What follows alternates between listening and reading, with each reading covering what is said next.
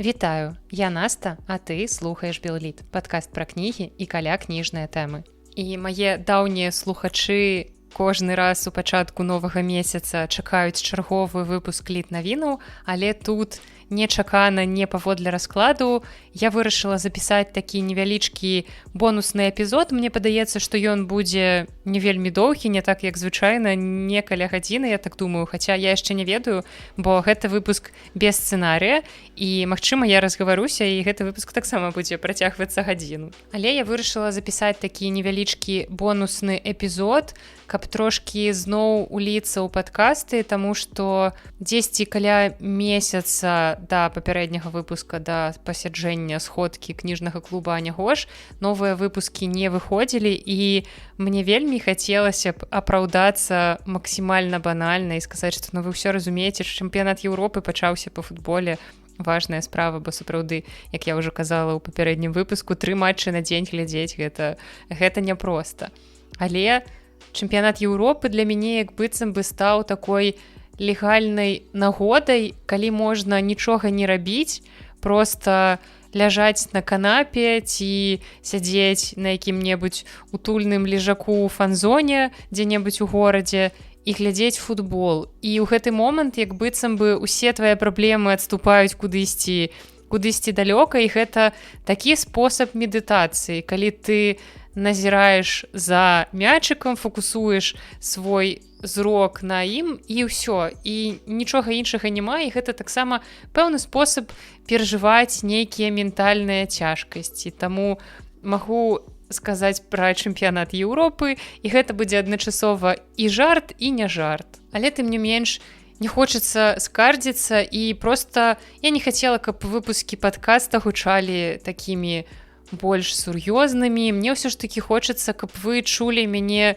больш жывую, больш энергічную, а не так, што я записываю выпуск толькі таму, што субота ж, трэба запісаць, каб выпуск выйшаў, каб людзі яго паслухалі. Я думаю, што лепш зрабіць невялічкі перапынак, каб потым, скажам, такой свежай, з новымі сіламі падступіцца да новых выпускаў, каб яны гучалі нашмат лепш, таму што я адпачну ментальна і фізічна, і буду радаваць вас новымі гісторыямі пра кнігі. Спадзяюся, што сёння буду радаваць, таму што сёння я прыдумала такі цудоўны выпуск. Ёсць вельмі папулярная штука ў кніжным свеце, мне падаецца, і не толькі ў кніжным, але ў кніжным я гэта сустракаю часцей за ўсё, гэта кніжныя тэгі. Мне здаецца, я записывала як мінімум адзін кніжны тэг у сваім падкасці, гэта быў 50-ы выпуск, калі я не памыляюся, 50 пытанняў кнігалюбу. Я там адказвала на розныя пытанні, звязаныя з маім літаратурным кніжным шляхам, і мне вельмі спадабалася записываць гэты выпуск, таму што, па сутнасці, ён быў бессцэнарны, гэта была чыстая імправізацыя, і я проста адказвала на пытанні, і мне падаецца, што той выпуск атрымаўся вельмі жывы, прынамсі, у яго была вельмі вялікая колькасць праслухоўванняў і даволі вялікая уцягнутасць слухачоў, якую я вызначаю паводле колькасці вашых нейкіх водгукаў, каментарыяў, пытанняў, якія з'явіліся пасля гэтага выпуску. Таму зараз будзе штосьці такога ж кшталту. Можа быць, я паспрабую ўвесці гэтую рубрыку ў падкаст пастаянна, бо звычайна у пачатку новага года я расказваю вам пра год мінулы, падводжу нейкія вынікі, дзялюся улюбёнымі кнігамі. А тут я вырашыла, што, магчыма, варта было б увесці штосьці накшталт прамежкавых вынікаў. І таму сёння у нас з вамі такія імправізаваныя вынікі гэтага паўгоддзя. Прайшло 6 месяцаў, ужо пачаўся 7, і я не ведаю, як вы, а мне страшна думаць ад таго, што мы пражылі ўжо цэлы месяц лета, і пачаўся ўжо другі месяц лета, і ўжо прайшло 6 дзён другога месяца лета, і хутка лета скончыцца, а лета гэта маленькае жыццё, і як быццам бы скончыцца жыццё. Я вельмі люблю лета, я нарадзілася летам, я люблю спёку, і вось, дарэчы, можна папярэдзіць вас, што, магчыма, вы будзеце чуць за кадрам дзесьці нейкія шумы, можа быць, гэта машыны будуць газаваць, або хуткая дапамога, паліцыя, хто тут яшчэ можа праязджаць, таму што ў мяне адчыненыя вокны, на вуліцы плюс 31, і я хачу, каб плюс 31 стала і ў маім пакоі, таму што я вельмі люблю гэтую спёку. Я нават для мяне гэта не спёка, для мяне гэта просто цудоўнае цёплае надвор'е.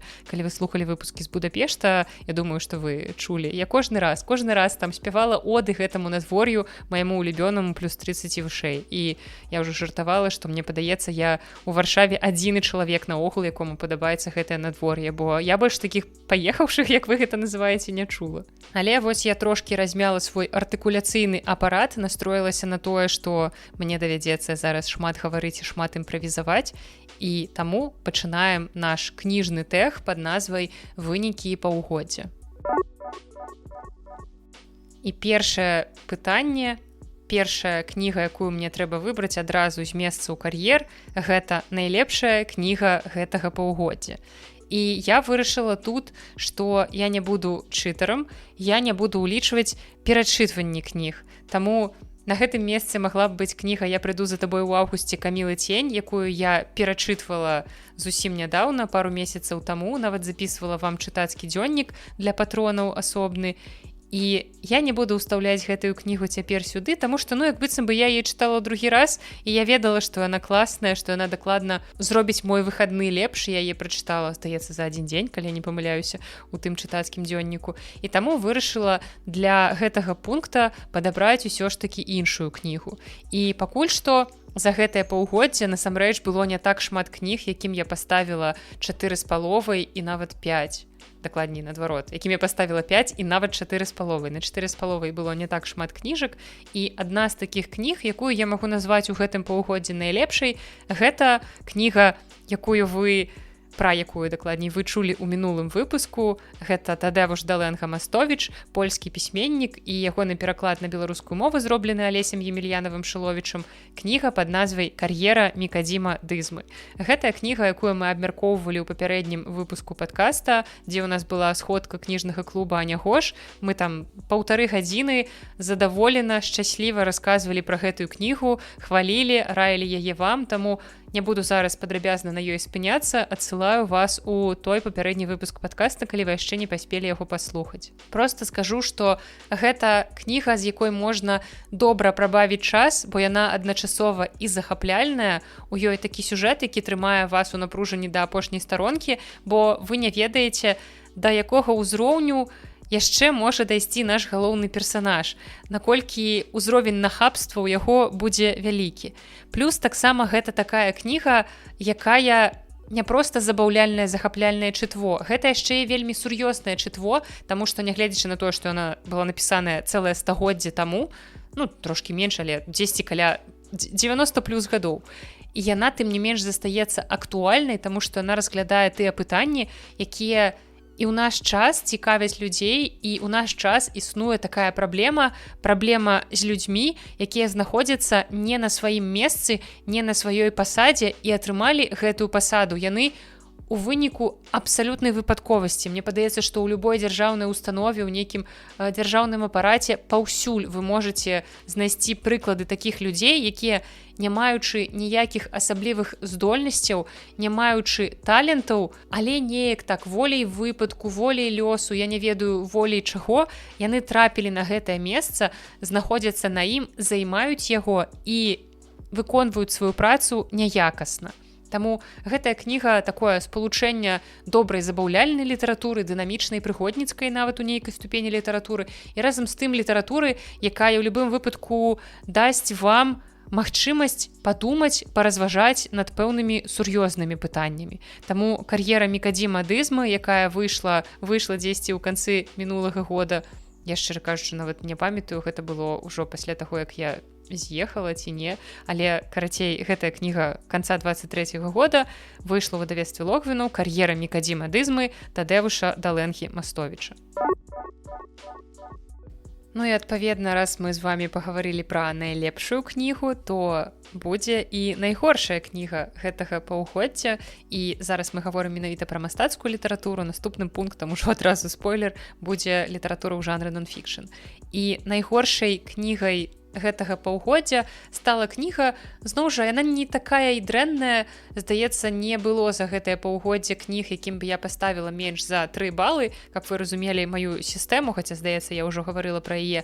Мая сістэма ацэньвання кніг на такіх сервісах, як Goodreads і LifeLip. Калі я стаўлю кнізе 3 балы, гэта сярэдняя нейтральная ацэнка. Я не лічу гэтую кнігу дрэннай, яна не дрэнна напісаная, яна не дрэнная, просто гэта тая кніга, якая мяне не зачапіла. Калі я стаўлю кнізе больш за 3, гэта значыць, што яна чымсьці мяне зачапіла, адпаведна, і калі я стаўлю кнізе менш за 3 балы, 2,5 і ніжэй, гэта значыць, што кніга дрэнная, і я магу, паводле майго меркавання яна дрэнная, і я магу прывесці аргументы на карысць таго, што гэтая кніга дрэнная.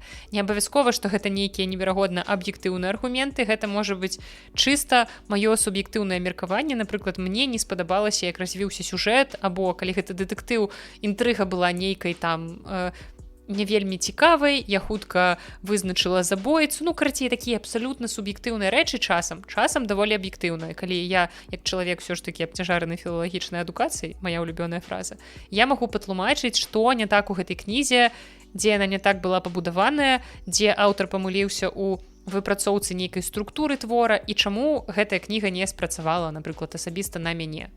І таму тут у гэтым пункце найгоршая кніга гэтага паўгоддзя стала кніга з адзнакай 3, але гэтая кніга, якая выклікала ў мяне пэўныя спрэчныя эмоцыі, прычым хутчэй негатыўныя эмоцыі. Таму я трошкі пра яе раскажу. Гэта кніга пісьменніцы Ліаны Марыарці. Книга называется Apples Never Fall. Есть русский переклад «Яблоки не падают никогда». Я читала ее в оригинале по-английску, докладнее не читала, а слухала аўдыокнігу. І гэта той выпадак, што кнігу я б хутчэй за ўсё кінула, але тое, што я яе слухала па-англійску, як быццам гэтую кнігу выратавала. Я ўжо вам казала пра сваю тэорыю, што я рэдка кідаю кнігі, якія чытаю на замежнай мове, нават калі яны мне не вельмі падабаюцца ці мне не цікава, таму што для мяне гэта як быццам бы такое выпрабаванне, і я ж у любым выпадку чытаю на замежнай мове, раблю нешта карыснае, таму гэтую кнігу апраўдвае. І калі ўжо гаварыць пра гэты твор Apples Never Fall і пра тое, што з ім не так, гэта кніга пра вельмі дысфункцыянальную сям'ю, і як я пісала ў інстаграме, калі дачытала гэтую кнігу, дакладней даслухала, што ёсць аўтары, якія пра дысфункцыянальныя сем'і пішуць нашмат лепш. Той жа Джонатан Франсен. Ён не ўваходзіць у спіс маіх улюбёных аўтараў, і ягоным там кнігам я ставіла 4, але тым не менш ён цудоўна ўмее апісваць вось такія вялікія сем'і, якія на першы погляд такія даволі дружныя, але разам з тым у іх вельмі шмат унутры розных касякоў. І вось гэта гісторыя пра такую сям'ю. У нас ёсць Стэн і Джой, якія жанатыя, ледзь не ўсё сваё жыццё. Яны тэнісісты, і яны толькі нядаўна сышлі на пенсію, у іх ёсць свая тэнісная школа. І вось аднойчы на парозе іх дома з'яўляецца загадкавая дзяўчына, якая проста шукала прытулку, як быццам бы яна пасварылася там са сваім хлопцам і проста зайшла ў першы дом, які пабачыла. І яны яе прымаюць, і яна, можна сказаць, сядае на шыю гэтай сям'і, але разам з тым яна як быццам бы прыносіць ім там нейкія добрыя светлыя моманты, а потым раптам яна знікае, і знікае Джой, маці гэтай сям'і. І вось што здарылася, такі трошкі дэтэктыўны сюжэт, куды яна знікла, хто была гэтая дзяўчына, ці тая яна, за каго яна сябе выдавала, усё гэта нам даводзіцца пабачыць у гэтым творы. І праблема гэтага твора ў тым, што аўтарка ўзялася адразу за даволі вялікую колькасць тэм. Яна хацела ахапіць проста ўсё, усе віды адносінаў, то бок гэта адносіны сямейныя, паміж маці і бацькам, адносіны бацькоў і дзяцей, потым адносіны ў сем'ях саміх дзяцей, адносіны мужа і жонкі, адносіны з гэтай дзяўчынай, такой новай іхняй жыхаркай незвычайнай. Проста ўсё, што толькі магчыма, усе ўзроўні камунікацыі паміж людзьмі яна спрабавала ахапіць, паказаць, якія яны бываюць рознымі, і гэтага ўжо, як быццам бы на гэтую невялікую кнігу было зашмат. Плюс таксама яна неяк закранае тэмы хваробаў, у тым ліку ментальных, плюс пандэмія. Карацей, накладвае так шмат на гэты твор, што гэтая даволі простая кніга як вось у Польшчы ў кнігарнях ёсць такі цэлы раздзел, ёсць літаратура пенькна, там можна знайсці проста сучасную або класічную літаратуру мастацкую. Так у іх ёсць такі раздзел, як літаратура обычаёва, і гэта вось звычайна такія романтычныя, мілыя, добрыя гісторыі. І вось гэтая кніга як быццам бы паводле ўзроўню трошкі бліжэй да літаратуры абычаёвай такой, але нібыта з закосам на нешта інтэлектуальнае, на нейкую універсальнасць. І гэтая кніга і так невялікая, але ў ёй так шмат лішняга закраналася, на маю думку, што яна б толькі выйграла, калі была б меншага памеру.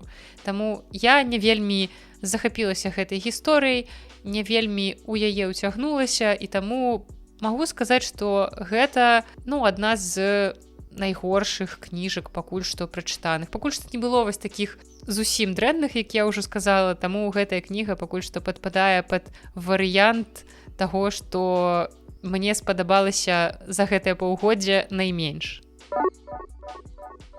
І наступны пункт тэга, я падумала пра тое, што ўжо прайшло 10-15 хвілін падкаста, я расказала толькі пра першы пункт, а ўсяго іх 14. І што я там казала ў пачатку, што выпуск будзе кароткі?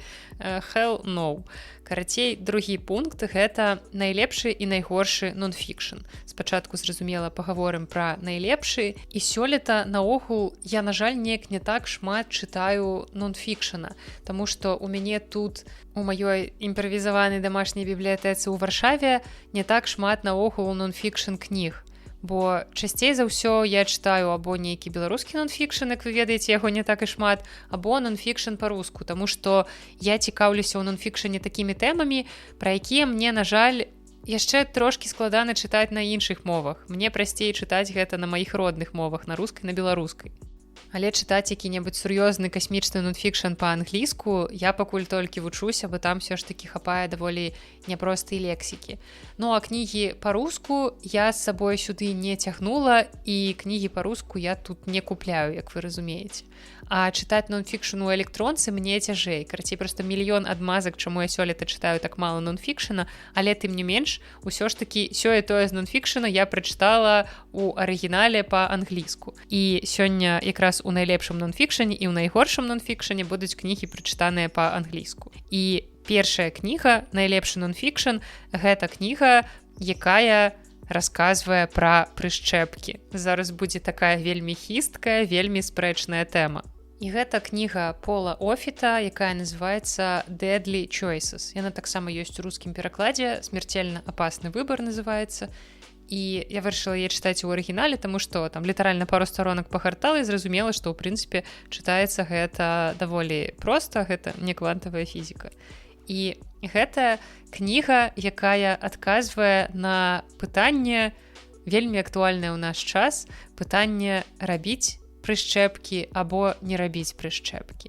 І мне вельмі хацелася б пагаварыць пра гэтую кнігу больш падрабязна, але я разумею, што, па-першае, я не маю дастатковага ўзроўню кампетэнцый, каб разважаць на гэтую тэму. Звычайна, пасля гэтай фразы ў падкасці я даволі падрабязна расказваю пра кнігу, але не гэтым разам. Бо сапраўды, хоць я цікаўлюся тэмай медыцыны і чытаю даволі вялікую колькасць кніг на гэтую тэму, але тым не менш я не з'яўляюся экспертам у гэтай тэме, не маю ніякай адпаведнай адукацыі. Уся мая адукацыя — гэта тыя кнігі, якія я прачытала. І тым не менш у мяне ёсць свой пункт гледжання на пэўныя спрэчныя медыцынскія пытанні. І, напрыклад, у спрэчцы з антываксерамі я ўпэўнены ваксер. Таму што я прачытала даволі вялікую колькасць матэрыялаў навуковых на гэтую тэму, каб выбудаваць нейкае сваё ўласнае меркаванне.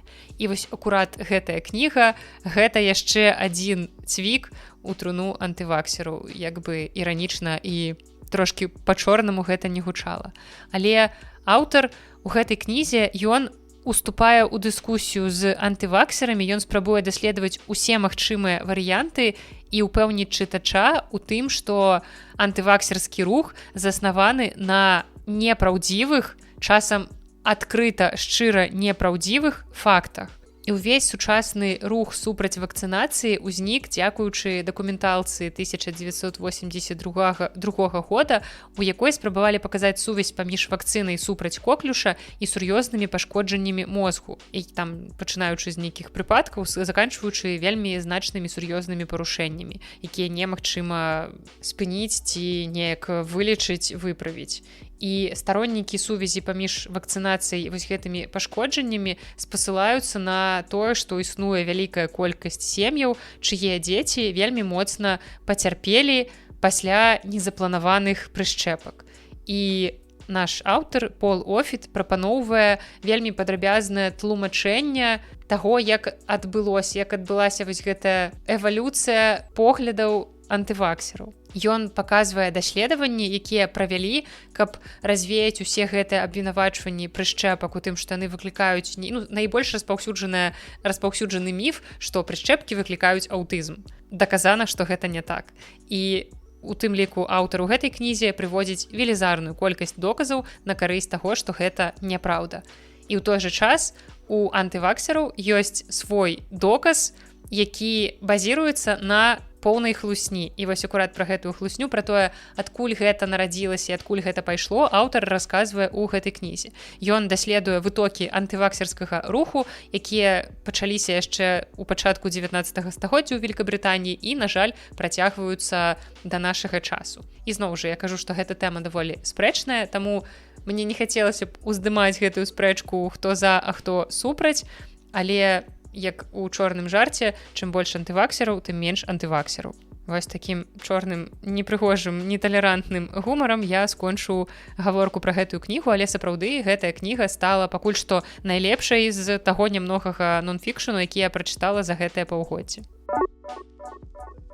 Ну і цяпер заканамерна ідзе далей найгоршы нон-фікшн, і вось гэта акурат тая кніга, якой я паставіла 2 балы, бо мне хацелася абурацца і спрачацца з аўтарам літаральна пасля кожнага абзацу. Проста ўсё было, тое, што ён казаў, яно было настолькі старпёрскім ныццём і настолькі спрэчнай тэмай, што мне было вельмі цікава гэта чытаць з аднаго боку, цікава, бо мне хацелася спрачацца з аўтарам. З іншага боку, старпёрскае ныццё наўрад ці можа быць цікавым.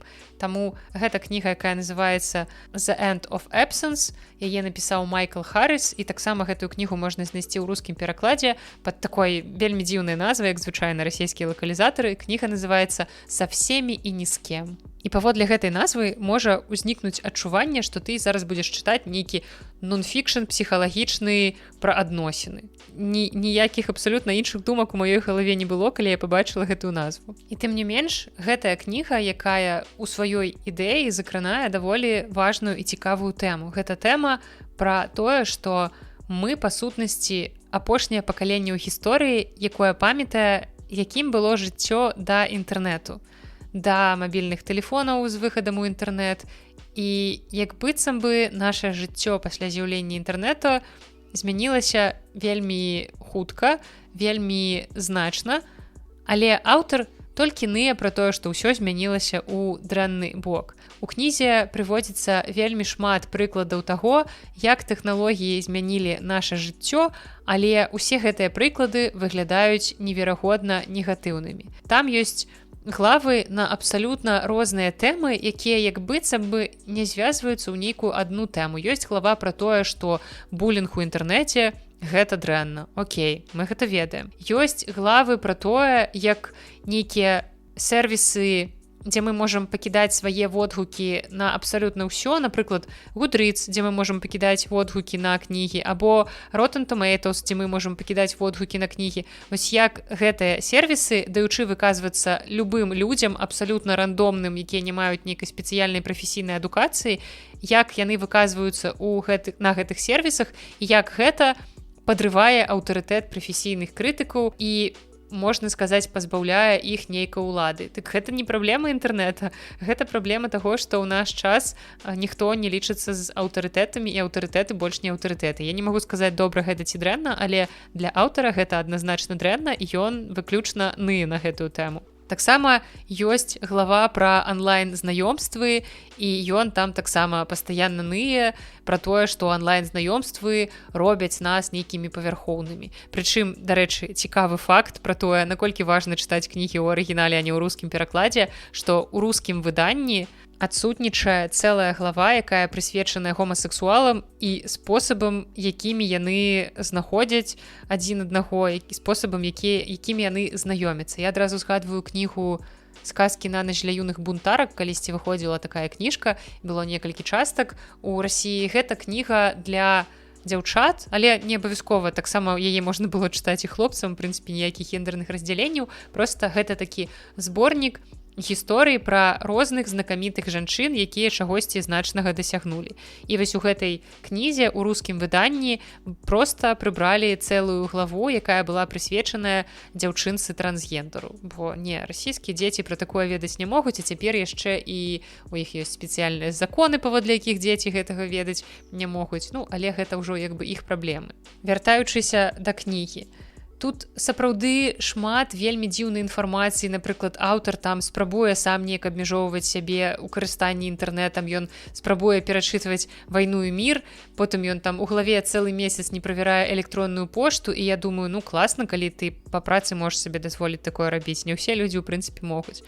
Таксама там вельмі шмат разважанняў, што мы насамрэч больш згубілі, чым знайшлі вось за гэты час, якія мы падключаныя да інтэрнэту. І гэта проста зборнік артыкулаў, якія перыядычна з'яўляюцца на розных парталах пра тое, што, божа мой, усё, мы згубленае пакаленне, мы пакаленне інтэрнэта, мы нічога не ўмеем заводзіць знаёмствы, і гэтак далей, гэта бясконцае старпёрскае ныццё. Перыядычна з'яўляецца які-небудзь чалавек, які пачынае зноў вось гэта заводзіць гісторыю, старую гэтую песню пра тое, што людзі, якія зараз увесь час праводзяць у інтэрнэце, яны не здольныя на нейкую нармальную камунікацыю.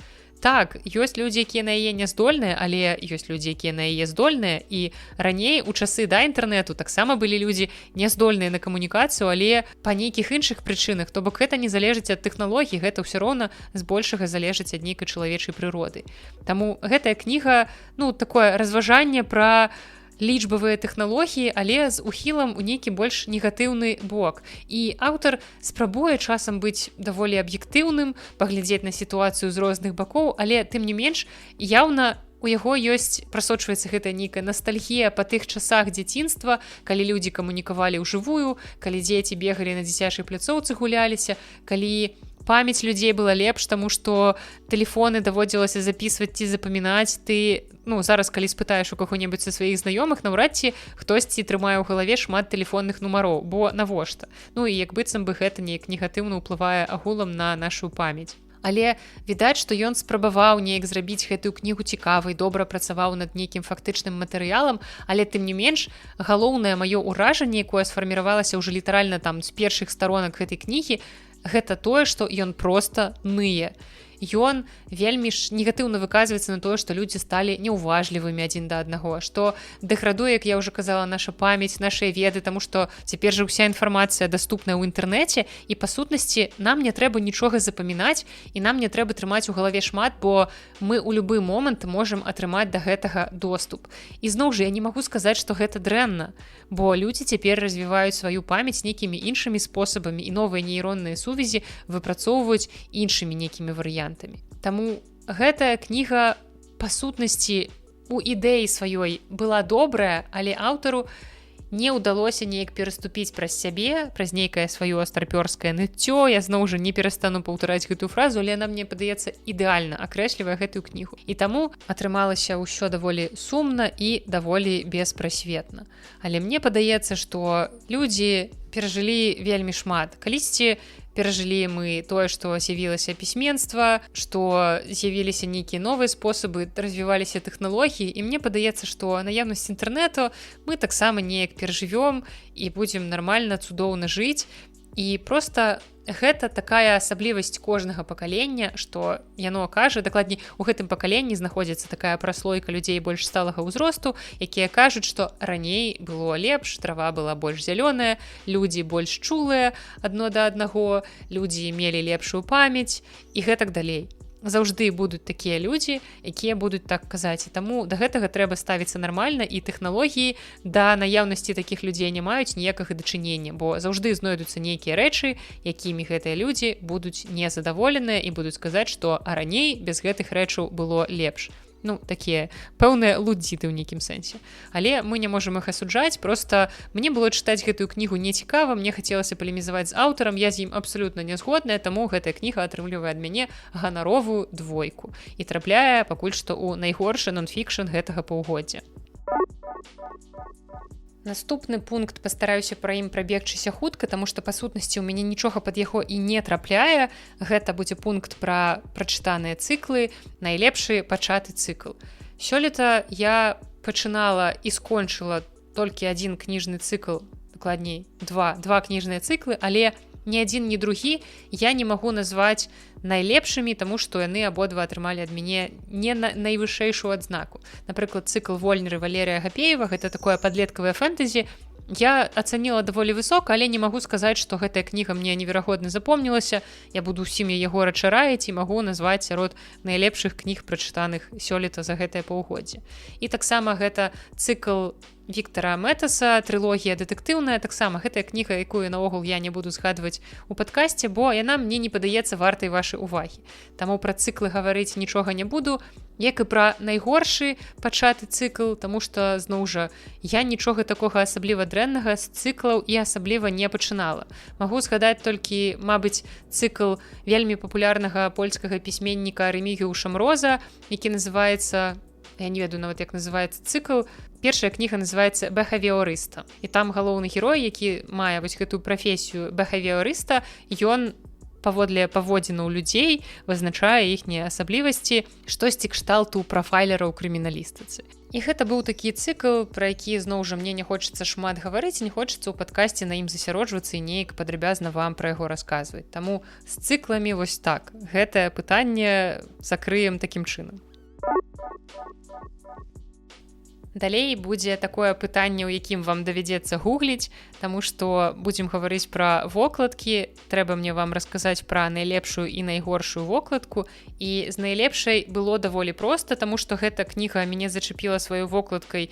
І шмат у чым дзякуючы вокладцы, ну і трошачкі дзякуючы тэме, я гэтую кнігу ўзяла наогул чытаць. І гэта кніга нарвежскай журналісткі Лене Нагель-Ільвісокер, якая называецца «Мой свет растае». Гэта кніга пра кліматычныя змены на Шпіцбергене. Яна выйшла сёлета ці летась. Я зноў, ўсё, што адбывалася нядаўна, для мяне злілося ў адзін час. Карацей, нядаўна гэтая кніга выйшла ў выдавецтве Пфляумбаум у перакладзе Алены Казловай. Пераклад з нарвежскай на беларуску. І гэтая кніга, якая вельмі цікавую тэму мае, гэта такі экалагічны нон-фікшн. Як вы ведаеце, у Беларусі наогул мала выдаецца нейкага нон-фікшна. Магчыма, вы чуеце, што суседзі знізу вырашылі зладзіць дыскатэку на вуліцы. Я спадзяюся, што гэта ненадоўга і яна хутка скончыцца, і нам гэта не перашкодзіць. Але, карацей, гэтая кніга экалагічны нон-фікшн, мне падаецца, наогул раней у Беларусі нічога падобнага не выдавалася. У нас часцей выдаецца нешта літаратурнае, нешта гістарычнае, нейкі такі гуманітарны, літаратурны гістарычны нон-фікшн. А штосьці на нейкія тэмы навуковыя, звязаныя з навукамі тэхнічнымі, ці пра космас, ці пра фізіку, карацей, вось усе гэтыя тэмы, якія мяне таксама цікавяць, гэтага ў нас, на жаль, не перакладаецца і не пішацца. Таму з'яўленне падобнай кнігі было сапраўднай падзеяй. Іншая рэч, што яна мяне трошкі расчаравала, але гэта будзе, можа быць, у падкасці далей, я вам яшчэ раскажу. Тут мы гаворым выключна пра вокладку. Для афармлення гэтай кнігі ў беларускім выданні узялі, як я зразумела, не арыгінальную вокладку, а англійскую вокладку. Менавіта з такой ружовай вокладкай гэтая кніга выходзіла па-англійску, і цяпер вам давядзецца гугліць, калі вы не ведаеце, каб паглядзець, як выглядае гэтая кніга. Вось такія мінусы падкастынгу. Ну а найгоршай вокладкай гэтага паўгоддзя стала, на жаль, вокладка кнігі, якая для мяне стала найлепшай. Сама кніга, яе змест быў найлепшы, але вокладка гэта штосьці вельмі дзіўнае. І гэта я ўсё гавару пра кнігу «Кар'ера Мікадзіма Адызмы» Тадеуша Даленгі Мастовіча. Вокладка ў яе вельмі спецыфічная, пачынаючы ад малюнка, заканчваючы колерамі, у якіх аформленая гэтая кніга. І, магчыма, гэта такі модны сучасны дызайн, які мне проста не зразумець, але мне на шчыры вельмі не падабаецца, яна вельмі непрывабная, і каб не імя аўтара, якое для мяне было ўжо вядомым і значным, я б, можа быць, і не звярнула ўвагу нават на гэтую кнігу з такой вокладкай, хаця я, ведаеце, як ўсё ж такі прафесіянал сваёй справы, стараюся кнігу па вокладках не судзіць. Але тым не менш, я чалавек просты смяротны, які хоча на сваіх паліцах мець прыгожыя, якасна выдадзеныя выданні. Чаго, на жаль, пра гэтую кнігу я сказаць не магу. Таму вось такі мой анты-топ вокладак за гэтае паўгоддзе — гэта кніга «Кар'ера мікадзімадызмы».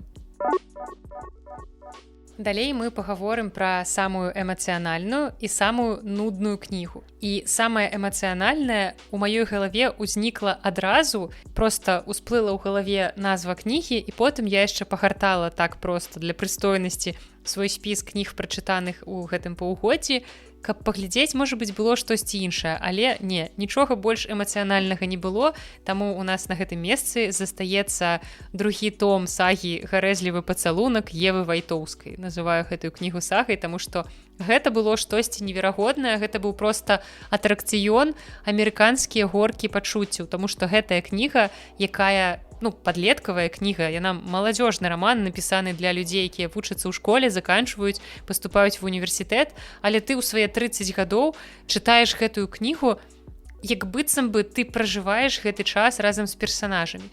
Гэта ў нас гісторыя пра звычайную мінскую школу, дакладней, першы том гэтай кнігі быў прысвечаны звычайнай мінскай школе, у якой вучыцца Соня Сінічка, наша галоўная гераіня, не самая прыгожая, не самая разумная, не найлепшая вучаніца, але паводле ўсіх законаў жанру, усіх магчымых шаблонаў, яна закаханая ў самага прыгожага, самага разумнага, самага таленавітага хлопца школы, у Максіма Статкевіча.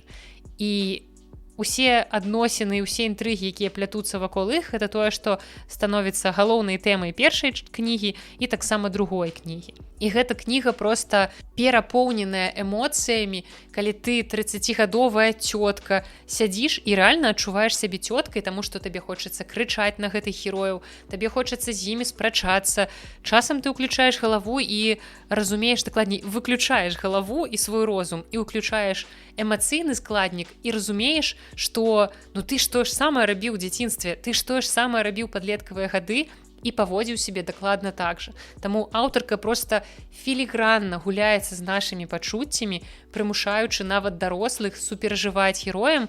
І хоць другая кніга, другі том мне спадабаўся трошкі менш за першы, таму што ў другім томе было наварочана зашмат усяго, там зашмат падзей, што ты проста ў нейкі момант, нейкі вось тумблер эмацыйнага рэагавання у цябе так чпок і выключыўся. І ты ўжо не ведаеш, як на гэта рэагаваць, таму што гэтага зашмат. І трошкі там падзеі пакаціліся нейкім проста снежным комам, і гэта крыху размазала эмоцыі ад фінала кнігі. Але тым не менш, гэта дылогія «Гарэзлівы пацалунак», я спадзяюся, што гэта не ператворыцца ў трылогію, бо там, здаецца, ўсё даволі лагічна завяршылася. Вось гэтая дылогія, гэта адна з найлепшых кніг для падлеткаў, якія ёсць у нас на беларускім кніжным рынку.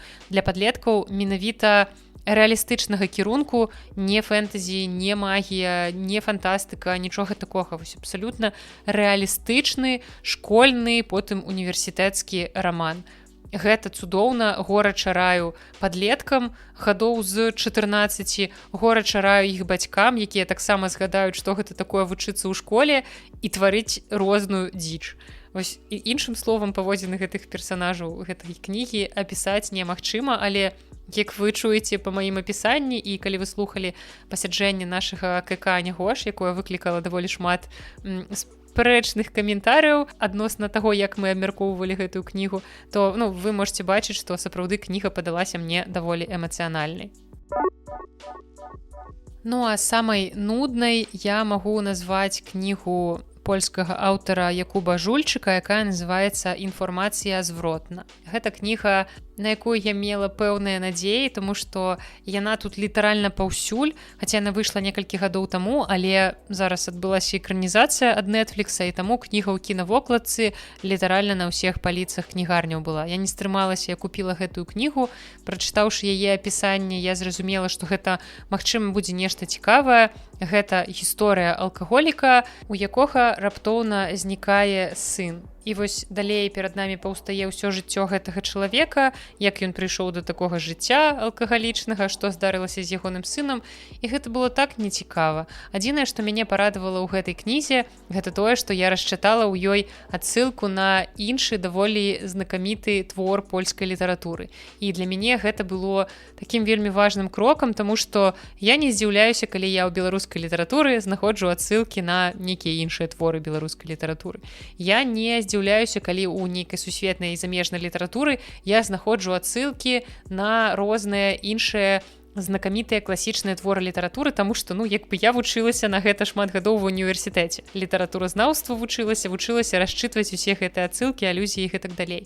Але калі я ў польскай літаратуры знаходжу адсылкі на польскую літаратуру, для мяне гэта значыць даволі глыбокі ўзровень пагружэння ў літаратуру, чаго я ў прынцыпе і імкнуся і чаго хачу дасягнуць, чытаючы польскія кнігі. Таму мне было даволі сумна, што твор, на які у мяне былі вялікія надзеі, гэтыя надзеі не апраўдаў. Але, як быццам бы, гэта выключна мая праблема. Наступны пункт — гэта самая светлая і самая змрочная кніга. Пачну, зразумела, са светлай, хаця было б, мабыць, лепш пачаць са змрочнай, каб потым гэтую змрочную неяк гарманізаваць, але мы не шукаем лёгкіх шляхоў. І буду трошкі чыцерам, таму што самай светлай кнігай у гэтым паўгоддзе будзе дзіцячы твор, таму што як быццам бы ў дзіцячай літаратуры шукаць нешта светлае нашмат прасцей, таму такое сапраўднае чытарства.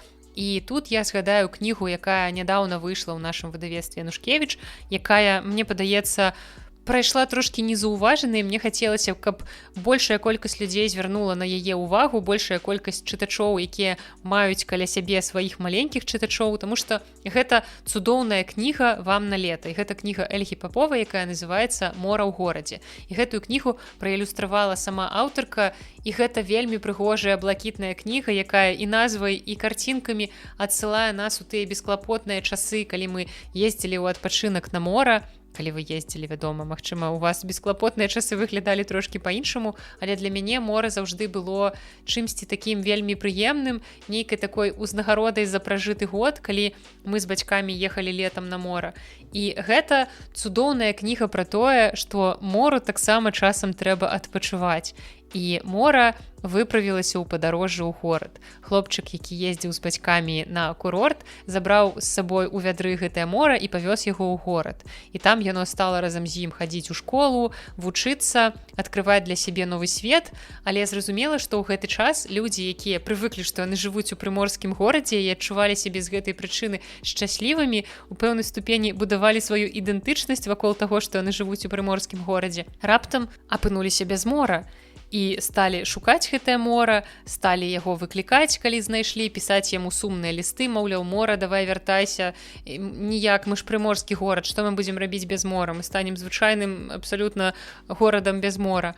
Але мора стаяла на сваім і ўсё роўна не хацела вяртацца. Гэта цудоўная кніга без аніякай кроплі маралізатарства. Гэта проста прыгодніцкая, вельмі светлая, вельмі ўтульная, нават часам даволі смешная кніга, гісторыя пра лета, пра мора. І што вам яшчэ трэба наогул для чытання на пляжы? Нават калі вы дарослы, проста вазьміце гэтую кнігу і правядзіце з ёй на пляжы вельмі прыемную, незабыўную гадзінку. Я вельмі хачу, каб гэтая кніга атрымала доступ да больш вялікай колькасці чытачоў, бо шчыра яе купляюць не так актыўна, як нам хацелася б. Таму я горача рэкламую гэтую кнігу, сапраўды дрэннага вам не параю. Ну і цяпер пераходзім да самай змрочнай кнігі ў гэтай падборцы. Яна сапраўды будзе самай змрочнай і, мабыць, самай змрочнай з апошняга прачытанага за ўвесь час. І хоць гэтую кнігу я перачытвала, у адрозненне ад Камілы Цень, я ўключу гэтую кнігу ў гэты спіс, таму што нічога больш змрочнага сапраўды няма. І гэта кніга Сашы Філіпенкі, якая называецца «Былы сын». Я думаю, што вы ўсе выдатна ведаеце, што гэта за кніга. Я яе перачытала, бо я яе чытала, калі толькі яна выйшла гадоў 10 таму. Я яе чытала тады першы раз, і зараз яна выйшла ў беларускім перакладзе ў выдавецтве Гутенберг зусім нядаўна, і я вырашыла яе перачытаць. І спецыяльна для патронаў на Патрыоне я запісала чытацкі дзённік па гэтай кнізе, які мне засталося толькі зманціраваць, і я змагу з вамі ім падзяліцца, калі вы падпісаны на мяне на Патрыоне. І гэта кніга, як яе трапна акрэслілі, кніга «Дэментар». Гэта кніга, якая высмакча з вас проста усю радасць, бо, па-першае, яна закранае такую даволі няпростую тэму нашай гісторыі. Гэта трагедыя на Нямізе, і даволі падрабязна. Тут апісваецца, што адбылося ў гэты час, бо галоўны герой гэтага рамана, Францыск, ён трапляе у гэтую ўсю цісканіну ў падземным пераходзе, і пасля гэтага ён аказваецца ў коме. І ён ляжыць у коме 10 гадоў, і потым выходзіць з комы і спрабуе жыць у гэтым новым свеце, спрабуе да яго прыстасоўвацца. А за гэты час, няхай і ў краіне не адбылося нейкіх такіх значных зменаў, над чым аўтар даволі шмат іранізуе ў гэтай кнізе, але тым не менш у ягоным жыцці, у ягонай сям'і адбылося шмат даволі такіх страшных зменаў. Я не буду вам спойлерыць, у любым выпадку вы, мабыць, ужо прачыталі гэтую кнігу або збіраецеся яе прачытаць. Я думаю, што яна на слыху, яна даволі папулярная, і вось хто-хто, Саша Філіпенка, у адрозненне ад Элькі Паповай з яе кнігай «Мор у горадзе», у дадатковай рэкламе ад мяне дакладна не мае такой пільнай патрэбы. Таму у гэтым пункце у нас застаецца Саша Філіпенка з кнігай пра беларускую рэчаіснасць, даволі змрочную, даволі гнятлівую, даволі сумную, і пад канец гэтай кнігі нагрувашчваецца так шмат даволі трагічных эпізодаў, што ты просто хочаш хутчэй яе дачытаць, каб закрыць і забыць, не рэфлексаваць, а менавіта забыць, таму што ўсё гэта ты ўжо адрэфлексаваў, і як быццам бы табе зноў садралі гэтую скарыначку з тваёй ранкі, і гэта вельмі балюча. Пры тым, што Саша Філіпенка піша даволі простыя кнігі. Яны даволі простыя ў нейкім стылістычным плане, яны не вельмі аб'ёмныя, але ён бярэ такія вельмі важныя тэмы у грамадстве і цісне нам на гэтыя тэмы вось гэтай сваёй лаканічнасцю. Таму што гэта ўздзейнічае, мне падаецца, нашмат больш моцна, чым калі б гэта быў вялікі раман. Ён не піша сапраўды грандыёзныя кнігі, нейкія раманы з вялікай літары. Ён піша пра тое, што зараз балюча, зараз актуальна, і вось у гэтым моц яго кніг, як мне падабаецца. Я паставіла гэтай кнізе 4 з 5. Гэта было 5, каб гэта, ёсць нейкія там спрэчныя моманты ў мяне, якія вы пачуеце, калі паслухаеце чытацкі дзённік, або таксама я запішу больш падрабязны агляд на гэтую кнігу ў адным са звычайных выпускаў. Пакуль просто расказваю, чаму гэтая кніга трапіла ў пункт самая змрочная кніга гэтага паўгоддзя. Наступны пункт — гэта самая атмасферная і самая кардонная кніга. І тут мне было даволі складана выбраць, але тым не менш я справілася, ўсё ж таки пастаралася нацягнуць саву на глобус. І у пункт самая атмасферная кніга ў нас трапляе Артур Клінаў з ягонай «Шклатарай». І хоць зноў жа гэта кніга, якую я перачытвала, але тым не менш нічога лепш за гэтае паўгоддзе я знайсці не змагла, і таму яна ў нас у атмасферных. І чаму я гэтую кнігу ўключыла ў гэты пункт? Усё вельмі проста. Калі вы слухалі мой чытацкі дзённік па гэтай кнізе, вы памятаеце, што гэта кніга, якая расказвае нам пра рэальна існуючае месца, якога ўжо няма. І таму вось гэтая атмасфернасць для мяне найбольш звязаная з той ностальгіяй па месцы, якое асабіста для мяне і для наогул культурнага жыцця сталіцы, назовём гэта такой шаблоннай фразай, было вельмі значным і важным. Я гавару пра галерэю Уні Складова і пра кнігарню Логвінаў, якія сапраўды шмат гадоў, колькі 10, больш за 10 гадоў, былі вельмі важнай кропкай на культурнай мапе сталіцы. Працягваю гаварыць шаблонамі і клішэ, але гэта падкрэслівае найбольш значнасць гэтага месца. І таму для мяне гэты твор з ягонай атмасферай вось тых часоў, калі гэтыя месцы яшчэ былі і існавалі, стаў найбольш атмасферным, таму што я зноў змагла пагрузіцца ў гэта, успомніць, а якое ў мяне было першае знаёмства з гэтымі месцамі, а якія наогул у мяне ўспаміны пра гэтыя месцы ёсць. Таму у пункт самая атмасферная трапляе менавіта гэтая кніга. Калі вы яшчэ не чыталі, то я б вам параіла, гэта сапраўды вартая сучасная беларуская літаратура. Кніга выходзіла якраз у выдавецтве Лохвінаў, якое непасрэдна звязанае з кнігарняй Лохвінаў і з галерэяй уні складовая. Ну а ў пункт «Самая кардонная кніга» трапляе, на жаль, тая кніга, пра якую вы ўжо сёння чулі добрае ў гэтым падкасці, на жаль. Гэта кніга «Мой свет растае» Лене Нагель Ільвісокер. Кніга, якая мне вельмі спадабалася сваёй вокладкай, вельмі завабіла і гэтай вокладкай, і апісаннем, і тэмай, але падалася вельмі кардоннай. І мы нядаўна якраз у каментарыях на Гудрыц гэта абмеркавалі з перакладчыкам Андрэем Вылінскім, які напісаў, што гэтая кніга яму нагадала проста зборнік нейкіх артыкулаў з Вікіпедыі. І для мяне сапраўды гэта такая кніга, якая мела вялікі патэнцыял, але аўтарка напісала гэта вельмі кардонна і шаблонна. Я не ўцягнулася ў гэтую кнігу, я не паверыла яе трагедыям у тым сэнсе, што не перадаліся мне гэтыя эмоцыі. Я разумею, што гэтая праблема ёсць, праблема глобальнага пацяплення, якое вельмі заўважна на Шпіцбергене, паколькі ён знаходзіцца там супер высока на поўначы. І па Шпіцбергене можна адсочваць нейкія змены кліматычныя. І вось тэма гэтая гучыць цікава, але тое, як гэта падала аўтарка, як яна расказала сваю гісторыю, гісторыю іншых людзей, якія жывуць на Шпіцбергене, мяне не зачапіла. Гэта было безэмацыянальна і вось добрае слова, якое у назве гэтага пункта вельмі кардонна. Таму, на жаль, кніга «Мой свет растае», таксама былі вялікія надзеі на яе, якія, на жаль, не апраўдаліся. І тут я ўжо не раз паўтарала пра чаканне рэальнасць, што нейкія мае чаканні не апраўдаліся, і наступны 9 пункт акурат пра гэта. Мне трэба назваць 2 кнігі, у якіх у мяне разышліся чаканне рэальнасць у дрэнны бок і ў добры бок. Пачнём з той кнігі, ад якой я ці не чакала наогул нічога, ці чакала чагосьці дрэннага, але атрымала штосьці добрае. І пад гэты пункт мне вельмі лёгка было падабраць кнігу, таму што гэтая кніга, якая гучала ўжо ў гэтым падкасці, і гэта «Час пустазелля» Ганны Янкуты. Калі вы слухалі наша падсумаванне мінулага года, дзе мы з Настай Сярожам абмяркоўвалі свае найлепшыя, найгоршыя кнігі, там Сярожа вельмі моцна бамбіў з гэтай кнігі, таму я падрыхтавалася, што гэта будзе, калі не нешта дрэннае, то што я, можа быць, не к Сярожам супаду ў меркавання. Хаця тыя мінусы, які ён выказваў, для мяне, у прынцыпе, ў літаратуры не былі мінусамі. Гэта былі, хутчэй, нейкія такія суб'ектыўныя мінусы. То бок, ён чакаў гэтага, а кніга яму гэтага не дала, значыць, кніга дрэнная. Я таксама часта вельмі з такім вось непрыгожым падыходам іду да літаратуры, што я чакала, што мне раскажуць пра гэта, аўтарка мне пра гэта не расказала, ўсё, кніга гаўно. На жаль, так рабіць не трэба і лепш так не рабіце. Але тым не менш, нават мы, філолагі, людзі абсалютна звычайныя, і мы можам з такім падыходам таксама да літаратуры звяртацца, як бы дрэнна гэта не гучала. Але гэта той выпадак, калі я падрыхтавалася да таго, што, магчыма, буду расчараваная, тым больш, што гэта такая першая для Ганны сур'ёзная дарослая кніга.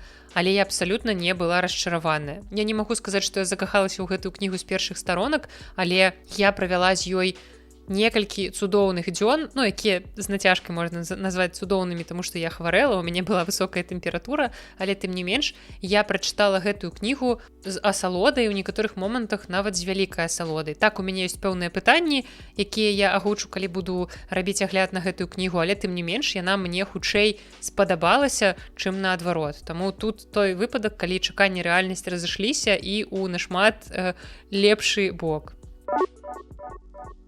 А цяпер чаканні рэальнасць у дрэнны бок. І тут мне вельмі сумна, але зноў давядзецца ў гэтым падкасці згадваць беларускі пераклад кнігі Брэма Стокера «Дракула». Былі вялікія спадзяванні на гэтую кнігу, бо, па-першае, заўжды цудоўна, калі творы сусветнай класікі з'яўляюцца ў беларускіх перакладах. Плюс гэта той твор, які я даўно хацела прачытаць, але неяк не хацела яго чытаць па-руску, ўсё адкладвала, думала, можа, ўжо прачытаю ў арыгінале, але вось выйшаў беларускі пераклад, у мяне атрымалася здабыць кнігу, і я яго прачытала і засталася абсалютна расчараваная, таму што, як я вам ужо казала, я не хачу гэта паўтарацца, бо будзе асобны выпуск падкаста пра гэта, і я ўжо атрымала пэўную колькасць негатыўных каментарыяў, як вы памятаеце, абсалютна рознага зместу, якія прайшліся літаральна па ўсёй маёй знешнасці, па чым там яшчэ па голасе, па нейкіх псіхалагічных характарыстыках, карацей, пра ўсё што заўгодна. Я не ведаю, якое дачыненне гэта мае да літаратурнага контента, які раблю, але тым не менш людзі, відаць, вельмі моцна хацелі абараніць аўтараў гэтага перакладу і тых, хто займаўся гэтай кнігай, але мне шчыра гэта незразумела, і я не баюся казаць пра нейкую рэч, што яна дрэнная, калі яна дрэнная, таму што я магу аб'ектыўна аргументаваць гэта, што і зраблю ў асобным выпуску падкаста, дзе буду разбіраць арыгінал і параўноўваць яго з беларускім перакладам, што ж там атрымалася, а дакладней, што не атрымалася і што атрымалася не так. Таму гэтая кніга, якая патэнцыйна магла б стаць яшчэ адной цудоўнай класічнай кнігай па-беларуску, стала такім няўдалым узорам таго, што бывае, калі за справу бяруцца людзі, як мне падаецца, непрафесіяналы. Як бы сумна гэта не гучала. І я не хачу пакрыўдзіць нікога, ні тых, хто гэтую кнігу перакладаў, ні тых, хто, як заяўляецца, працаваў над рэдактурай гэтай кнігі, ні тых, хто займаўся выданнем кнігі. У мяне няма, я не ведаю гэтых людзей, у мяне няма абсалютна ніякіх асабістых інтарэсаў у гэтай тэме. Я бачу гатовы прадукт кнігу, якая не атрымалася, на жаль. Таму мне хочацца пра гэта гаварыць, бо гэта мая праца. Вось, таму ўсё, на гэтым пытанні завастраць увагу не хачу. Вось такое чаканне рэальнасці, якое, на жаль, атрымалася хутчэй негатыўным. Далей 10-й вельмі цікавы пункт. Мне трэба расказаць пра аўтара, які стаў для мяне адкрыццём у гэтае паўгоддзе, і аўтар так званы больш ніколі, аўтар, якога я хутчэй за ўсё больш ніколі не вазьму ў рукі. І пачнём мы з аўтара, якога я чытала ўпершыню, які мне спадабаўся і з якім я працягну сваё знаёмства. І такой аўтаркай для мяне стала пісьменніца японская Йока Агава, якая напісала кнігу «Антыутопію», якую я чытала ў рускім перакладзе пад назвай «Паліцыя памяці». І гэта даволі цікавы антыутапічны раман, які пісаўся яшчэ дзесьці ў гады майго нараджэння, але актуальны, цікавы і дагэтуль, таму што гэта кніга пра памяць, пра тое, якая памяць бывае крохкая. І гэта гісторыя пра свет, у якім там ледзь не штодзённа знікаюць розныя рэчы. І калі гэтае слова знікае, дакладней, знікае гэты прадмет у рэчаіснасці, напрыклад, усе птушкі. Вось сёння слова птушка знікае, і разам з ім знікаюць усе птушкі. І ты як быццам бы разумееш, што табе чагосьці не хапае, але паколькі гэтае слова, гэтае паняцце таксама выкрэслілася з тваёй памяці, то гэта нейкія трошкі фантомныя болі. І гэтая кніга мне падалася даволі цікавай, таму я б хацела пазнаёміцца з гэтай аўтаркай далей, тым больш, што я ведаю, што ў яе яшчэ ёсць іншыя цікавыя творы, якія, прынамсі, на рускую мову перакладзеныя, бо я наўрад ці буду чытаць яе па-японску, па-ангельску яшчэ можа быць, але як мінімум кнігу пад назвай «Любімае ўраўненне прафесара», якая таксама выйшла па-руску, я яшчэ прачытаю, у яе яшчэ больш высокі рэйтынг, чым у «Паліцыя памяці», і я мяркую, што она мне таксама павінна спадабацца. Тым больш, што антыутопіі я люблю, хаця, здаецца, «Любімае ўраўненне прафесара» ўжо не антыутопія, але там таксама, здаецца, ўсё завязана на тэме памяці. І мне пасля кнігі Георгія Гаспадзінава «Time Shelter», пра якую я вам уже расказвала не раз, мне вельмі цікавы гэты канцэпт памяці, як, наколькі гэта крохкая рэч, як гэта ўсё працуе ў чалавеку. І я думаю, што гэтая тэма цікавая не толькі мне, таму мяркую, што вам таксама будзе цікава паслухаць пра тое, якія кнігі на гэтую тэму я яшчэ прачытаю. Можа быць, я зраблю наогул нейкі асобны тэматычны выпуск падкаста, дзе будуць кнігі менавіта на гэтую тэму. Але «Паліцыя памяці» Йока Агава, наогул гэтая аўтарка стала для мяне сёлета адкрыццём. А аўтар больш ніколі для мяне, хутчэй за ўсё, гэта будзе ўжо таксама аўтарка, якую я сёння згадвала, Ліана Марыарці, кніга якой пра дысфункцыянальную сям'ю мне зайшла не вельмі. І я дагэтуль чытала яшчэ толькі адну кнігу Ліаны Марыарці, я ўжо нават не памятаю, по-моему, она па-руску называлася «9 совсем незнакомых людзей», штосьці такое. І у мяне таксама былі да яе пэўныя пытанні, але гэта такая вельмі модная, сучасная, папулярная аўтарка, у якой выйшла даволі шмат кніг, і для мяне гэта ўсё надта проста. Яе творы, яны спрабуюць выглядаць нейкімі сур'ёзнымі інтэлектуальнымі, але толькі спрабуюць. Мне такое не блізка, таму хутчэй за ўсё наўрад ці я буду знаёміцца з яе кнігамі далей. Хаця пачакайце, я зараз зразумела, што я чытала яшчэ іншую яе кнігу. Вось, усё, у мяне склаўся пазл, чаму я вырашыла пачытаць гэтую аўтарку. Рэч у тым, што Ліана Марыарці гэта аўтарка той самай кнігі Big Little Lies, якую вы можете ведаць як кнігу «Большая маленькая ложь» у рускім перакладзе выходзіла, так і серыял, які выходзіў. Вельмі знакаміты серыял, там хто грае Ніколь Кідман, Шэйлін Вудлі, карацей, Ріс Уізерспун, здаецца, увесь вось гэты зорны склад жанчын, і вось гэтая кніга была добрая. Я памятаю, што гэтая кніга ў мяне пакінула добрыя ўражанні, і я паставіла ёй нават 5 балаў, і, здаецца, я вам добра адгукалася пра гэтую кнігу. Але вось астатнія кнігі, з якімі я вырашыла знаёміцца пасля гэтай кнігі, мяне так не чаплялі, таму так, хутчэй за ўсё, гэта была менавіта тая кніга, якой я настрэліла, таму яна паўсюль на слыху, таму выйшла экранізацыя, ну а астатнія яе творы не настолькі добрыя. Усё, у мяне цяпер пазл склаўся, і так, я упэўнілася яшчэ больш, што хутчэй за ўсё прымушаць сябе знаёміцца з Ліанай Марыарці далей я не буду. І ў нас засталося літаральна некалькі пунктаў. Наступны пункт – гэта самая доўгачаканая пакупка.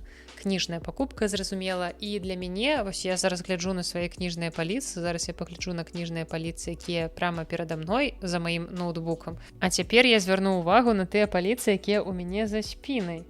І пагляджу туды, што ж было такога доўгачаканага, і не, мабыць, все ж таки моя першая думка будзе самай праўдзівай. Я сапраўды лічу гэтую кнігу найбольш чаканай, найбольш значнай пакупкай гэтага года, гэтага паўгоддзя, і гэта кніга Нейтана Хіла, якая называецца «Wellness». Я гэтую кнігу вельмі чакала выхаду яе, таму што яго першая кніга, якая называецца «The Nix», у рускім перакладзе яна называлася «Нёк».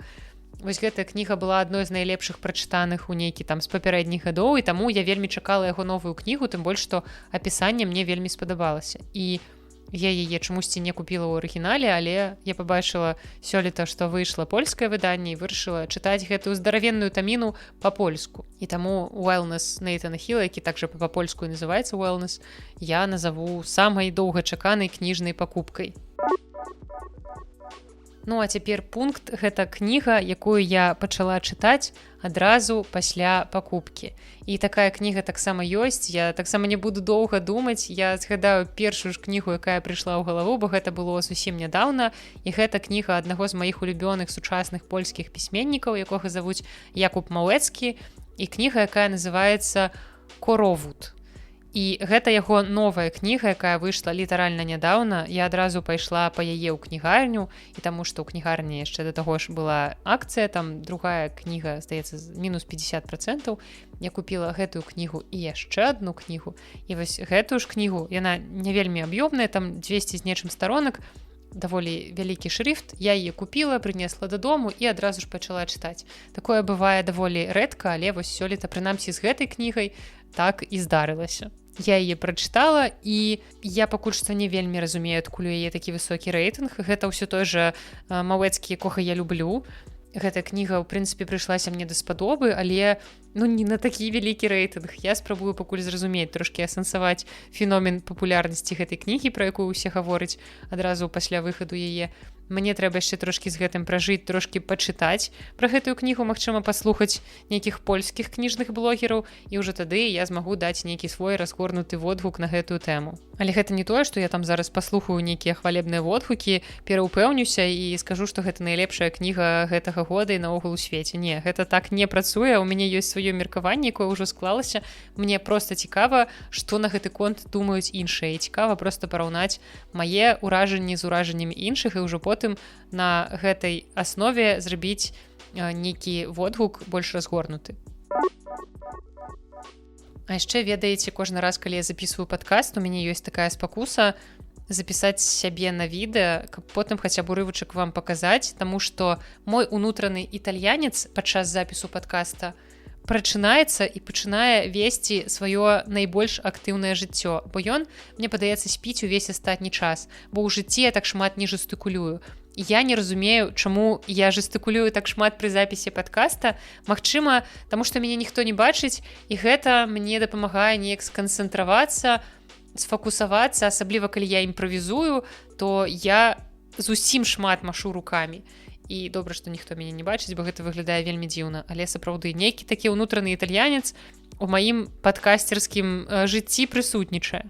Але працягваем далей, у нас засталося літаральна няшмат, 2 пункты, і наступны пункт гэта кніга, якую ты вось у найбліжэйшы час вельмі моцна чакаеш. І тут вельмі складана, бо нейкай такой кнігі на міжнародным кніжным рынку вось прям адной няма. Я, ў прынцыпе, проста чакаю, што штосьці цікавае выйдзе, штосьці, што мяне парадуе. Чакаю нейкіх навінак ад сваіх улюбёных аўтараў і гэтак далей. Таму вельмі складана сказаць. Я, мабыць, вельмі моцна чакаю 3-ю частку Ярослава Гжэндовіча. Перайду ўжо на беларускі кніжны рынок, тое, што нам бліжэй, ўсё ж такі мне і вам. І гэта «Гаспадар ледзянога сада», 3-й том, які ў нас мусіць выйсці ўжо зусім хутка ў нашым выдавецтве. Я пакуль што чытала толькі першы, але чакаю 3-й, каб перачытаць першы, прачытаць другі і прачытаць 3-й, каб ужо трылогія сабралася ў маёй галаве. І, мабыць, няхай гэтая кніга будзе найбольш чаканая, няхай будзе на гэтым месцы ў спісе. Ну і апошні пункт – гэта кніга, якую ты чытаеш вось у гэты момант, і кніга, якую ты будзеш чытаць наступнай.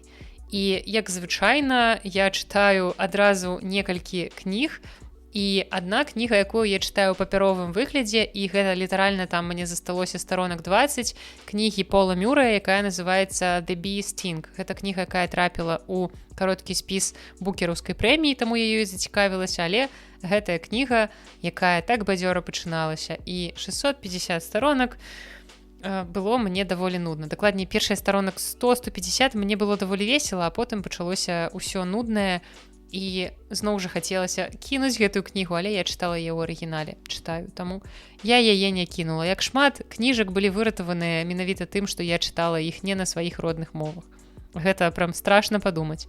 І вось мне засталося там літаральна трошкі яе дачытаць, дабіць, бо я чытала яе на працягу ўсяго месяца, мне падаецца, патрошкі. За гэты час я паспела прачытаць шмат іншых кніжак на іншых мовах, але я гэтую, можа быць, сёння дачытаю і потым вам пра яе раскажу. Ну і таксама адначасова з гэтым я слухаю аўдыакнігу, і я слухаю кнігу Крысцін Ханны, якая называецца «Найтингейл», «Салавей». Гэта кніга пра вайну. І я люблю творчасць Крысцін Ханны, я вельмі люблю яе кнігі «З жизнью наедине», я чытала ў рускім перакладзе. І гэта цудоўная кніга пра сямейныя адносіны, пра ПТСР, пра Аляску, вельмі прыгожая, вельмі страшная разам з тым, вельмі драматычная, але ў прынцыпе у Крысцін Ханны амаль што ўсе кнігі такія. І вось «Салавей» гэта таксама адна з яе найвядомейшых кніг, і пакуль што, мабыць, мяне не так моцна цікавіць тэма вайны. Все ж таки в'етнамская вайна, якая закраналася ў кнізе «З жизнью наедине», мяне цікавіла больш, і вось ПТСР пасля гэтай вайны. А тут, пакуль што я не так шмат праслухала гэтай кнігі, зноў жа я слухаю яе ў арыгінале, таму нават калі яна мне будзе нецікавая, я яе наўрад ці кіну, бо тым больш я слухаю. Слухаць пакуль што мне яшчэ цяжэй на замежных мовах, чым чытаць. Прынамсі, па-ангельску чытаю то я нармальна, але слухаць часам даволі цяжка, і гэта той рэдкі выпадак, калі я не слухаю кнігу на нейкай вялікай хуткасці, як звычайна там X2 з кнігамі па-руску, ці па-польску, ці па-беларуску. Тут не, тут атрымліваецца, што гэта даволі цяжкая праца. Але ўсё ж такі кніга пакуль што выратаваная. Ну і кніга, якую я буду чытаць наступнай, калі вось хутчэй за ўсё сёння скончу гэта «Bee Sting», я буду чытаць кнігу знакамітага сучаснага украінскага пісьменніка, якога завуць Любко Дэрэш, як мы памятаем, не блытаць з Андрыем Любкай. І гэта кніга, якая называецца «Культ». Я яе купіла ў траўні на кніжным кірмашы ў Варшаве, на украінскім стэндзе. Я там купіла ўсяго адну кніжку, стрымлівалася як магла, але купіла гэтую кнігу «Культ». І яна ў такім прыгожым выданні, цвёрдая вокладка, там унутры такія цудоўныя, вельмі фантасмагарычныя псіхадэлічныя ілюстрацыі, але апісанне кнігі мяне прывабіла, тым больш, што гэта дэбютная кніга аўтара, якую ён напісаў, здаецца, у 16 гадоў, тым яшчэ цікавей. Плюс я чытала яго іншую кнігу, і яна была даволі цікавая, я вам пра яе раскажу, калі ў мяне будзе гэты класічны выпуск падкаста пра украінскую літаратуру, бо я ўжо начытала трошкі украінскіх аўтараў, хацела б вам пра іх расказаць, і таму там будзе ўжо адразу пра 2 кнігі Любка Дэрэша. Ну і таксама наступная кніга, якую я хачу прачытаць, гэта працяг гісторыі Фрэдэрыка Бакмана пра Бэартаун, пра мядзвежы горад Бьорнстад, як ён называецца ў арыгінале. Першая кніга, якую я слухала па-польску, яна называлася «Място нядзведзя». Я яе часткова слухала, калі бегала, часткова чытала ў папяровым выглядзе. Я яе ўзяла ў бібліятэцы. І я хачу прачытаць другую частку гэтай трылогіі. Хутчэй за ўсё, я яе таксама буду трошкі слухаць у аўдыё. Я ўжо ўзяла ў бібліятэцы другую, трэцюю кнігу на паперы, іх таксама буду чытаць. І зараз я падумала, што першую кнігу я магла б таксама ўключыць у сённяшнім выпуску у пункт самае эмацыянальнае, таму што Бакман, ён такая паскуда, вы ведаеце. Ён умее пісаць кнігі, якія на першы погляд падаюцца вельмі душэўнымі, такімі вельмі жыццёвымі, вось хоць ты да ранкі прыкладвай, настолькі гэта цёплыя светлыя кнігі. Але разам з тым, ён за гэтай цёпласцю і светласцю, ён хавае такія страшныя жыццёвыя трагедыі і драмы, што проста немагчыма. І вось гэтая кніга, у якой ён, прынцыпе, гэтыя жыццёвыя трагедыі драмы нават не хавае. Яны пачынаюцца літаральна з першай старонкі, гэта не будзе спойлерам. І далей проста не адпускае. Гэтая кніга, якая вывернула мяне проста немагчыма. І таму гэтую кнігу так, я магу паставіць адначасова разам з кнігай «Кар'ера мікадзімадызмы» у пункт найлепшыя кнігі, прачытаныя ў гэтым паўгодзе. І таксама да пункта спіса самая эмацыянальная кніга таксама магу дадаць вось на ўздагон падкасту. І што я там казала пра тое, што гэты выпуск будзе кароткі? Ніколі не слухайце мяне. Найбольшая хлусня ў маім падкасце пачынаецца са слоў «Ну, я пра гэтую кнігу шмат расказваць не буду». Ці «Ну, гэты выпуск падкаста атрымаецца кароткім». Заўжды пасля гэтага, як мінімум гадзіна, а то і 2 чакайце проста найлепшага кантэнту, я спадзяюся. Ну і такі атрымаўся сённяшні выпуск падкаста, які быў не запланаваны. Ідэя гэтага выпуска ў мяне нарадзілася літаральна сёння, калі я ехала з працы дадому, каб запісваць падкаст. І першапачаткова я хацела запісаць літнавіны, але потым усё перайграла і запісала гэты выпуск. І я думала, што гэта будзе такі лёгкі разгаворны выпуск падкаста, але па выніку я вам тут нават некалькі такіх сур'ёзных рэцэнзій на кнігі пакінула. Ну, у прынцыпе, і добра. Расказала вам пра апошняе прачытанае, пра найбольш актуальнае прачытанае за апошнія 6 месяцаў. Спадзяюся, што вам было цікава, таму пішыце, калі раптам у вас ёсць нейкія свае ідэі кніжных тэгаў, нейкія кніжныя пытанні, на якія вы хацелі, каб я паадказвала, то пішыце, бо гэта я сабрала проста з розных тэгаў, якія бачыла ў інтэрнэце, скляпала такі вось адзін тэматычны пра вынікі паўгоддзя. Можа быць, вы таксама б хацелі, каб я паадказвала на нейкія кніжныя пытанні, пішыце мне або ў Google формы, або ў каментарыях, там, дзе вы мяне слухаеце, гэта часцей за ўсё Castbox, SoundCloud або YouTube, там можна спакойна пакідаць каментарый. Ну і таксама запрашаю вас далучацца да майго патрыона, там ёсць трошкі эксклюзіўнага кантэнту выключна для патронаў, я записываю цэлы асобны выпуск падкаста, як пойце, часам гэта 1-2 выпускі ў месяц, часам ніводнага выпуску ў месяц, але зараз стараюся хаця б, каб кожны месяц дакладна у вас быў дадатковы выпуск падкаста з чытацкім дзённікам, дзе я чытаю нейкую кнігу ўвесь выпуск і аператыўна на яе рэагую, расказваю нейкія свае уражанні, эмоцыі, адразу дзялюся нейкімі абурэннямі або, наадварот, захапленнямі. Таму я думаю, што гэта даволі цікавы выпуск і, ў прынцыпе, атрымліваю ад гэтага фармату вельмі добрыя водгукі. Таму далучайцеся да майго патрыона і таксама ў апісанні да гэтага выпуску вы знойдзеце іншыя спосабы, якімі можна падтрымаць мой падкаст. Я заўжды ўдзячная за гэтую падтрымку. Вашая падтрымка неверагодная, і словамі, усімі іншымі спосабамі, таму дзякую вам вялікі. Таксама яшчэ хачу падзякаваць усім людзям, якія падыходзілі да мяне на гучна-фэсце, якія наведвалі стэнд нашага выдавецтва. Дзякую вам вялікі за вашы добрыя словы. Гэта проста неверагодна цудоўныя людзі. Я хачу перадаць прывітанне Жэні, якая прыйшла і адразу мне сказала, што яна фанатка майго падкаста, што яна яго пастаянна слухае. Вялікі дзякуй Жэні за тое, што наведала наш стэнд. Жэня прыехала ажно з Вільні на гучна-фэст. Таксама хачу перадаць прывітанне Дзіму, які зрабіў мне неверагодны падарунак, які папоўніў маю калекцыю кнігай Оруэлла. Цяпер у мяне ёсць 1984 яшчэ і па эстонску. За апошні некалькі месяцаў калекцыя моя вырасла, у мяне цяпер ёсць комікс па-чэшску, у мяне ёсць кніга на узбецкай мове. Дзякуючы маім бацькам у мяне з'явілася кніга па-казахску, таму што у маёй маці ёсць сяброўка, якая жыве ў Казахстане, якая пераслала гэтую кнігу ў Беларусь. Я яшчэ яе не бачыла, таксама я ўжо дзякавала Аляксею за кнігу на узбецкай мове, і вось цяпер яшчэ і па-эстонску гэтая кніга ў мяне з'явілася дзякуючы Дзіму. І таксама дзякуючы Дзіму я пакаштавала шакаладку са смакам хлеба. Дакладней, спачатку я толькі слухала пра тое, як Наста і Сярожа каштавалі гэтую шакаладку, і Сярожа казаў, што яна з прысмакам хлеба. Наста не вельмі пагаджалася з ім у гэтым, казала звычайная шакаладка. І дзякуючы Дзіму у мяне таксама з'явілася магчымасць пакаштаваць гэтую ж самую эстонскую шакаладку, і сапраўды трошкі нешта хлебнае ў ёй ёсць. Таму дзякую вялікі, гэта заўжды неверагодныя радасці. Для мяне, па-першае, заўжды радасць, калі да нас у кнігарню хтосьці прыязджае з іншай краіны і расказвае пра тое, што слухае мой падкаст. А плюс яшчэ, калі гэтыя людзі думаюць пра мяне і вязуць мне з іншай краіны нейкія сувеніры, гэта проста... Вы не ўяўляеце, наколькі гэта іншы ўзровень адчуванняў. Мне падаецца, што я проста часам у космас адлятаю ад разумення гэтага. І таму кожны раз, калі мне падаецца, што маё жыццё нейкае сумнае, вакол так мала добрых людзей, калі вось нейкія такія абсалютна бязглуздыя думкі лезуць у галаву, я проста ўспамінаю пра тое, што людзі ехалі з Чэхіі, везучы мне гэты вялізны том Оруэла па-чэшску. І як пасля гэтага маё жыццё можа быць сумным? Або мне везлі Оруэла з Эстоніі па-эстонску. Вось чалавек спецыяльна вёз гэтую кнігу для мяне, і ў сэнсе вакол мяне мала добрых людзей. Ды вакол мяне проста процьма добрых людзей, і ў гэтую хвіліну яны слухаюць гэты падкаст, і так, я менавіта пра цябе. Дзякуй кожнаму, хто са мной сёння. Нейкі вельмі чуллівы выпуск падкаста ў канцы атрымаўся, але дзякуй вам за ўсё.